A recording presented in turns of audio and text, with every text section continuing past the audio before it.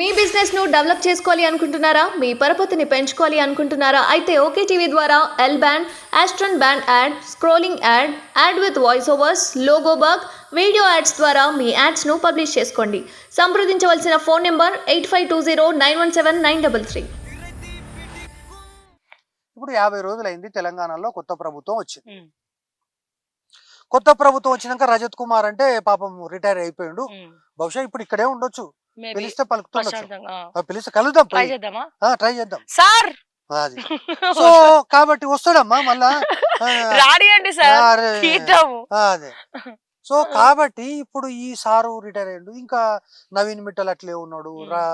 ఇంకొక ఆయన ఇంకెన్ని రోజులు ఉంటాడు సార్ ఆయన? నవీన్ మిట్టల్ అయితలేదా? అంటే నవీన్ మిట్టల్ అంటే వీళ్ళు కూడా మళ్ళీ మంచి బాధ్యతలు ఇచ్చినట్టు కదా ఆయనకి, ప్రిన్సిపల్ సెక్రటరీ ఇచ్చే సిసిఎల్ఏ కొనసాగుతూనే ఉన్నాడు కదా సార్. అంటే ఇప్పుడు మనం ఇంతకు ముందు కూడా ఈ విషయం మాట్లాడుకున్నాం వచ్చినట్టు. కానీ ఎందుకంటే మన ఫ్రెండ్ కాబట్టి ఫ్రెండ్ గురించి మాట్లాడకుండా ఉంటే అవును, ఫ్రెండ్ కు దూరం చేసినట్లు అయింది. డెఫినెట్ గా. అయితే ఇప్పుడు ఈ ధరణిలో గెలికే పనులు నడుస్తున్నాయి కదా, ఆ గెలికే పనులలో మరి నేను గెలుకుతాను ఇట్లా ఏమని. ఎందుకంటే ఇప్పుడు ఒకటి ఏముంటదమ్మా అంటే, ఇప్పుడు నేను కోసేవాడిని, నేను నా ప్రొఫెషనే కోళ్ళు కోసే ప్రొఫెషన్.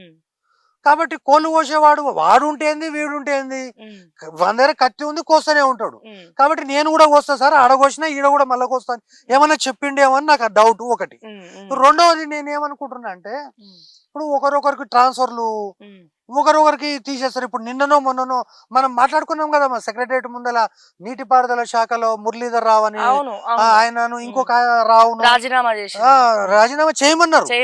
అరే ఉంటావా పోతావా నా కొడుకు అంటే వాడు పోయిండు. ఇంకోరిని ఎవరినో ఉద్యోగం నుంచి పీకేసారు. అట్లా వీళ్ళని కూడా పీకేదా అంటే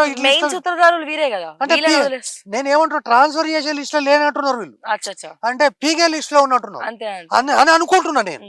ఇక మరి వీడైతే తక్కువడు కాదు. ఎందుకంటే ఇప్పుడు వీనికి స్కూళ్ళు ఉండే, వీనికి కాలేజీలు ఉండే, తర్వాత ఆమ్ ఆద్మీ పార్టీ మొత్తం వీని చేతిలో ఉండే. కాబట్టి వీడు అంత తొందరగా మనను తెలంగాణ ప్రజలను వదిలిపెట్టి పోతాడా అంటే, రేవంత్ రెడ్డి అంటే రేవంత్ రెడ్డి జుట్లకెళ్ళి వెళ్ళినా అనేటటువంటి పద్ధతిలో వీడేమన్నా ఢిల్లీలో, పంజాబ్ లో, అమృత్సర్ లో ఏమన్నా చక్రం తిప్పి అదే పోయొచ్చు. అంటే అమృత్సర్ లో స్కూల్ కూడా పెట్టినట్టు కదమ్మా వాడు. నాకు యూనివర్సిటీలో స్కూల్ ఉన్నాయని తెలుసు పంజాబ్ లో, గానీ వాడు హర్యానా పంజాబ్లలో స్కూల్ పెట్టే స్థాయికి వచ్చిండంటే నవీన్ మిట్టల్ అనేటోడు. అయినా పైగా కష్టపడతారమ్మా. ఇప్పుడు మీకు ఒక విషయం చెప్తాను నేను. ఒకసారి ఒక మేడం ను ఇంటర్వ్యూ చేసారు, అంటే మీలాంటి రిపోర్టరే.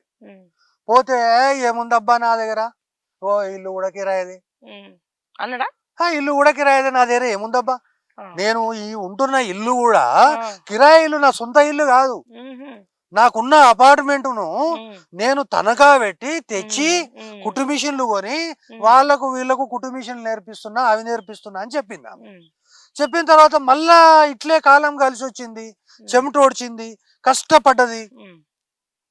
మొగడు సహకరించిండు. మొగడంటే హస్బెండ్ అమ్మా. అదే మీరు మళ్ళా దాన్ని అపార్థం చేసుకున్నారు. చేసుకున్నాడు. 20 లక్షల వాచ్ వచ్చింది. 20 లక్షల వాచ్ ఏందని మళ్ళీ మీరే అడిగినరు. అడిగితే ఏం చెప్పింది, కష్టపడాలి, చెమటోడ్చాలి, ఎవరికైనా వస్తుంది డబ్బు రాదనే ప్రశ్న లేదు, కష్టపడే తత్వం ఉండాలి. ఇప్పుడు మీరు ఆడపిల్ల అయినా సరే కష్టపడి ఇంత దూరం వచ్చిర్రు.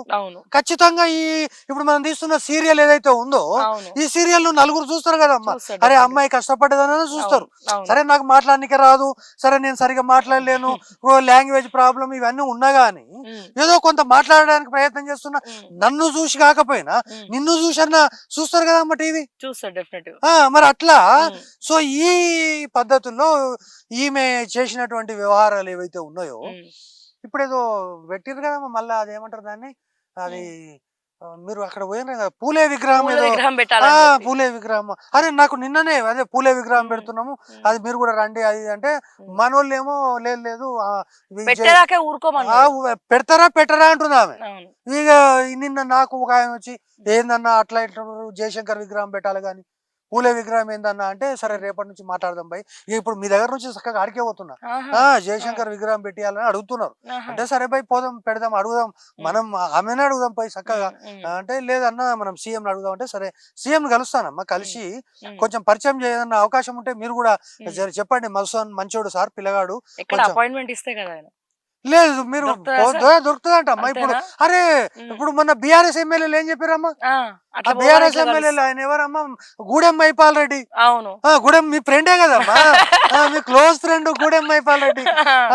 అదే అదే. మీరే కదా ఆయన ఎమ్మెల్యే చేసింది. అవును. మరి మీరు Correct. ఆయన ఎమ్మెల్యే చేసిందే మీరైతే. గూడెం మైపాల్ రెడ్డి ఏం చేసారు? ఓ ఇట్లా ఎదురు చూసేది ఉండే, ఇట్లా ఫోన్ కొడితే అట్లా అపాయింట్మెంట్ వచ్చింది అన్నారు. అవును. నాకు కూడా అపాయింట్మెంట్ ఇస్తే నేను కూడా అదే జయశంకర్ విగ్రహం పెట్టుమని అడుగుదామని అనుకుంటున్నాను. అయితే ఇక్కడ ఓవరాల్ గా మనం గనక ఈ రజత్ కుమార్ విషయం, మొన్నటి సోమేష్ కుమార్ విషయము, రేపటి ఇంకొక ఐఏఎస్ అధికారి విషయం, ఎందుకంటే మనం ఇదే పనిలో ఉన్నాం కాబట్టి, సో ఈ ఐఏఎస్ అధికారులకు ఈ యొక్క ఇన్ని కష్టాలు తెలంగాణ రాష్ట్రంలో ఎందుకు వచ్చినాయి అని మన కన్సర్న్. ఎందుకంటే వాళ్ళు ఐఏఎస్ అధికారి, ఫాదర్ మదర్ కూడా ఎడ్యుకేటెడ్ ఉంటారు, మంచిగా చదువుకుని ఉంటారు. తర్వాత ఆల్ ఇండియా లెవెల్లో 15 లక్షల మంది పరీక్ష రాస్తే గాని అందులో 1000 మంది సెలెక్ట్ గారు. అందులో వీళ్ళు డైరెక్ట్ ఐఏఎస్ అంటే టాపర్స్ ఉంటారు. తెలంగాణ ఏపీ రాష్ట్రంలో కలెక్ట్ కావాలంటే దాదాపు 100 లోపు ర్యాంక్ వచ్చి ఉండాలి. అంత కష్టపడి ఉద్యోగంలోకి వచ్చినటువంటి వీళ్ళతోటి తెలంగాణ ప్రభుత్వం ఈ విధంగా వ్యవసాయం చేయించడం ఏమన్నా భావ్యంగా ఉందా మీకు? తప్పు సార్ అసలు. ఎట్లనమ్మా నేనేమంటున్నా, మీరు కావాలంటే ఒక అడ్వైజర్ గా పెట్టుకోండి. ఇప్పుడు ఎంతమంది లేరమ్మా అడ్వైజర్లు? అడ్వైజర్లు చాలా ఈజీ. నిన్న ఒక ఆయన అన్నాడు, నిన్న నాకు ఒక ఆయన అన్నాడు, అంటే నేనన్నా గట్ల మాట్లాడతావు ఏందన్నా, ఇప్పుడు ప్రగతి భవన్ అని ఉంటుంది చూడమ్మా, అదే సీఎం ఉంటాడు, తర్వాత దాని ముందల కేటీఆర్ ఉంటాడు, తర్వాత పక్కన సారు ఇల్లు ఉంటది. సో ఆ బిల్డింగ్ అదే మన ఇక్కడ ఉంటదమ్మా, హైదరాబాద్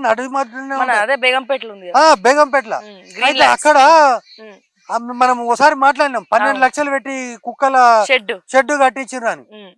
సో అందులో మన 12 లక్షలు కట్టిన షెడ్ లో ఎంత మంది ఉన్నారు అంటే ఆయన చమత్కారంగా మాట అన్నారు, మా దగ్గర అడ్వైజర్లు ఎంతమంది ఉన్నారో అన్ని కుక్కలు ఉన్నాయి అన్నారు. మా దగ్గర అడ్వైజర్లు ఎంతమంది ఉన్నారో అన్ని కుక్కల్ని పెంచారు. అడ్వైజర్ అని కుక్కతో పోల్చినట్టున్నారు. అట్లా అనుకుంటలేనమ్మా నేను.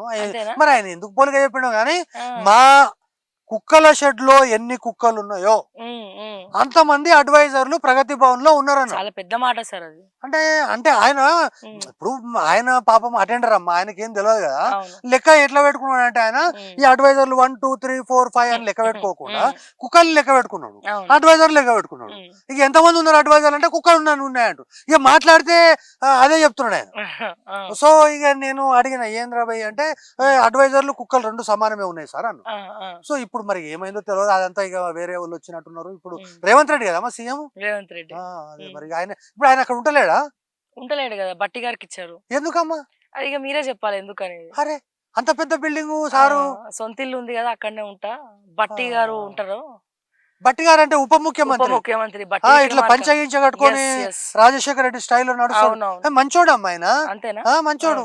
అదే ఫైనాన్స్ మినిస్టర్ ఏదో ఉన్నాడు, లెక్కలు ఇట్లా రాస్తాడు, మంచిగా చేస్తాడు. అదే చూసిన నేను. పాదయాత్ర కూడా చేసిండు. ఇప్పుడు ఆయన ప్రగతి భవన్ ఉంటున్నాడు. ఓకే మంచిది. మరి సీతక్క కూడా అక్కడే ఉంటుంది కదా, కేటీఆర్ ఉన్న ఇంట్లో సీతక్క ఉంటుంది. ఓకే సీతక్క అంటే మనము కరోనా టైంలో చూసినాము, ఇట్లా వాగులలో అవి ఆడోళ్ళను మగోళ్ళను అందరిని మంచిగా అరుచుకొని ఆ చెంచోళ్ళ దగ్గరకు పోయి వాళ్ళకు అవి బియ్యము ఉప్పు పప్పు కారం ఇచ్చిన ఆమె మంత్రి అయిందా? అంత దూరం పోయిందిలే, తెలియదు. మంత్రిని చేసిండా? ఎవరు? రేవంత్ రెడ్డి చేసిండా? కాంగ్రెస్ పార్టీ. ఓకే ఆమె మంత్రి అయిపోయిందా? ఓకే. అంటే ఇప్పుడు అక్కడ కూడా ఒకరేమో ఆదివాసి, ఒకరు దళితులు, ఇట్లా పెట్టిండా? బాగానే ఆలోచిస్తాడమ్మా ఈ ముఖ్యమంత్రి. అంతేనా? మరి ఇక చూడు, దొర ఉండేదంట తీసుకుపోయి సామాజిక న్యాయం అంటే గిదే కదా, దానికి కూడా ఏదో పేరు పెట్టినట్టు కదమ్మా. ప్రజాభవన్ కి ఏదో పేరు పెట్టినట్టు, అదేదో మహారాష్ట్రలో పుట్టిండమ్మా ఆయన, అందరికి చదువు చెప్తాడు చూడు, జ్యోతిరావు పూలే. ఇద్దరు భార్య భర్తలు ఇద్దరు కలిసి అందరికి సరువు చెప్తారు చూడు. అవును. జ్యోతిరావు పూలే ప్రజాభవన్ అనేది పెట్టిండు. పెట్టిండు. మంచిగా పెడతాడమ్మా ఆయన. ఇప్పుడు అందుకే కవితక్క కొట్లాడుతుంది విగ్రహం కావాలని. కవితక్క ఎవరమ్మా? ఈ మన మన దొర కూతురా? yes, yes. కష్టపడి సంపాదించాలి అదే 20 లక్షల watch. Watch. yes. Okay okay. అంటే పూలే విగ్రహం ఆమె ఇంట్లో పెట్టవచ్చు కదమ్మా? అదే ఇక అంటే మాట్లాడే ఇల్లు పెద్దగా ఉందంట కదా, చాలా పెద్దగా ఉంది. మరి అటువంటి అప్పుడు పూలే విగ్రహం పెడితే అయిపోయాయి కదా దాంట్లో. పూలే విగ్రహం పెడితే అయిపోయాయి. ప్లేస్ ఏముందమ్మా దానికి పెద్ద విషయం? అంతే. దాని గురించి అంత పోయి చెప్పండి అమ్మా. అంత చిన్నదానికి ఎందుకు చిన్న పుచ్చుకుంటది ఆమె? మన ఆడపడుచు కంట్ల నీళ్లు పెట్టుకుంటే మంచిది కాదమ్మా. ఆడపడుచు తెలంగాణ ఆడపడుచు ఇట్లా కంట్ల నీళ్లు పెట్టుకొని ఇంకా చిన్నదానికి, అది కూడా పూలే విగ్రహం కోసం కంట్ల నీళ్లు పెట్టుకుంటే మరి రేవంత్ రెడ్డికి తెలియదమ్మా ఈ విషయం అంతా? చెప్పండి మీరు పోయి, అరే ఆడపిల్ల నేర్పిస్తే మంచిది కాదన్నా. మీరు అపాయింట్మెంట్ తీసుకుంటారు కదా ఇప్పుడు, చెప్పండి. మీరే చెప్పండి. చెప్తామ్మా, నేను పోతా. నేను ఒకవేళ ఇక్కడ కాకపోతే కోయంగాలకు పోయానే ఎవరైనా పట్టుకుంటా. పట్టుకొని ఇప్పుడు నేనేమంటున్నా అంటే, తెలంగాణ ఆడపడుచు ఒక చిన్న కోరిక కోరుతుంది, పండుగకు వచ్చినప్పుడు కోరుతారు కదమ్మా. అంటే ఇప్పుడు తెలంగాణలో నిరుపేద ఆడపడుచులు ఎంతో మంది కంట తడి పెట్టిన వాళ్ళు ఉన్నారు.